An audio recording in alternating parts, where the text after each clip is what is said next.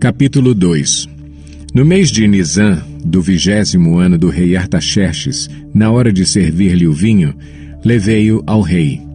Nunca antes eu tinha estado triste na presença dele, por isso o rei me perguntou: por que o seu rosto parece tão triste se você não está doente? Essa tristeza só pode ser do coração. Com muito medo, eu disse ao rei: que o rei viva para sempre. Como não estaria triste o meu rosto se a cidade em que estão sepultados os meus pais está em ruínas e as suas portas foram destruídas pelo fogo? O rei me disse: o que você gostaria de pedir?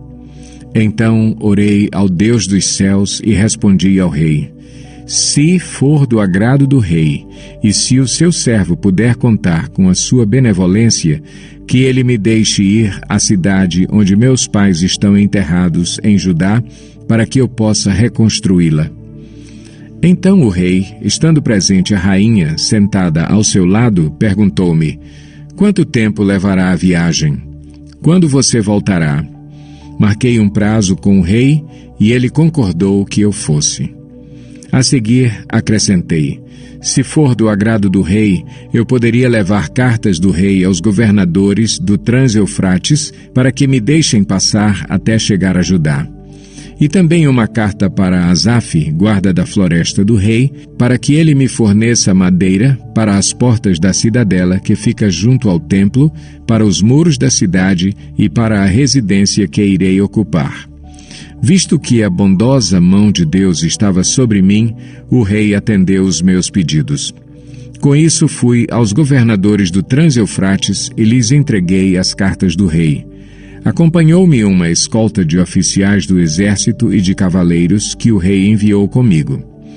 Sambalate, o Horonita, e Tobias, o oficial amonita, ficaram muito irritados quando viram que havia gente interessada no bem dos israelitas.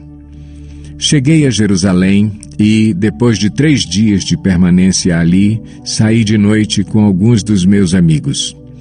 Eu não havia contado a ninguém o que o meu Deus havia posto em meu coração que eu fizesse por Jerusalém.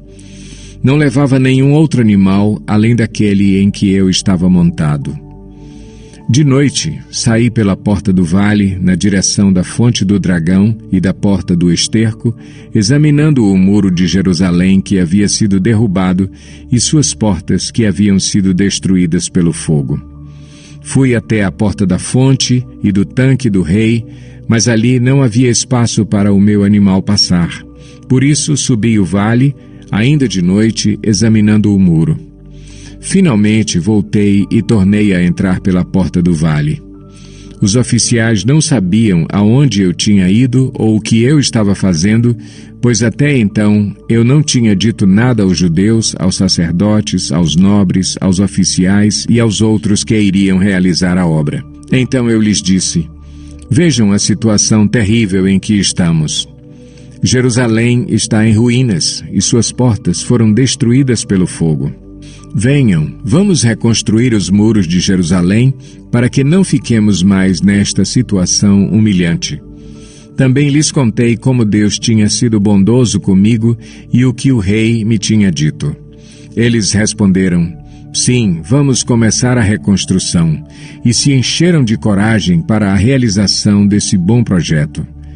Quando, porém, Sambalate, o Horonita, Tobias, o oficial amonita, e Gesem, o árabe, souberam disso, zombaram de nós, desprezaram-nos e perguntaram: o que vocês estão fazendo?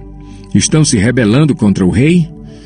Eu lhes respondi: o Deus dos céus fará que sejamos bem-sucedidos. Nós, os seus servos, começaremos a reconstrução, mas, no que lhes diz respeito, vocês não têm parte nem direito legal sobre Jerusalém, e em sua história não há nada de memorável que favoreça vocês.